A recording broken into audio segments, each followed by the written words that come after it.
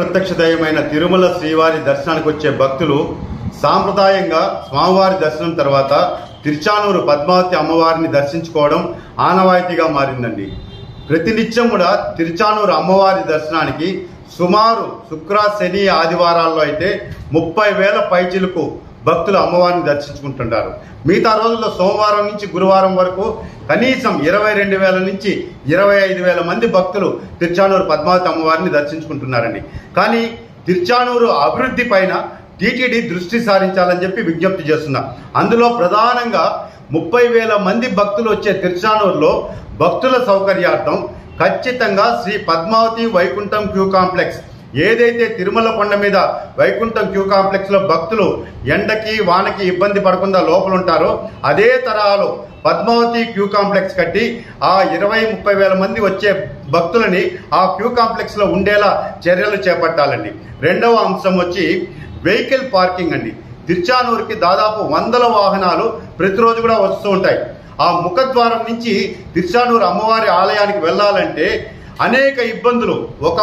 ఎదురుగా ఒక వాహనం వచ్చిందంటే ట్రాఫిక్ జామ్ అయిపోతుంది. ప్రతినిత్యం కూడా విఐపీలు, వివిఐపీలు, పారిశ్రామికవేత్తలు, టీటీడీ ఉన్నతాధికారులు, ధర్మకర్తల మండలి చైర్మన్, సభ్యులు అందరూ కూడా భక్తులు, స్థానికులు వెళ్తూ వస్తూ ఉంటారు. ప్రతినిత్యం కూడా ట్రాఫిక్ అస్తవ్యస్తంగా తయారైపోయింది తిరుచానూరు ఆలయ పరిసర ప్రాంతాల్లో. ఖచ్చితంగా ఆలయానికి వచ్చే వాహనాలకు ప్రత్యేకంగా పార్కింగ్ స్థలాల్ని ఏర్పాటు చేయాలని చెప్పి నేను విజ్ఞప్తి చేస్తున్నానండి. అదేవిధంగా అతి ముఖ్యమైనదండి, భక్తులు అమ్మవారి దర్శనానికి వచ్చినప్పుడు ఆలయ పరిసర ప్రాంతాల్లో ఎక్కడ కూడా మరుగుదొడ్లు లేవండి. టాయిలెట్స్ ఏర్పాటు చేయాలి. ఎందుకంటే మహిళలు, వృద్ధులు, చిన్నపిల్లలు ఆడ టాయిలెట్స్ లేకపోవడంతో అనేక ఇబ్బందులు పడుతున్నారు. వెంటనే మొబైల్ టాయిలెట్సా లేదా శాశ్వతంగా ఉండే టాయిలెట్స్ భక్తులకు అందుబాటులో ఉండే విధంగా చర్యలు చేపట్టాలని చెప్పని నేను కోరుకుంటున్నా. తిరుచానూరు ఎంటర్ అయినప్పటి నుంచి ఆధ్యాత్మిక చింతన ఉట్టిపడేలా ఖచ్చితంగా అమ్మవారి శ్లోకాలతో ఆర్చీలు ఏర్పాటు చేయాలి ఆలయం వరకు.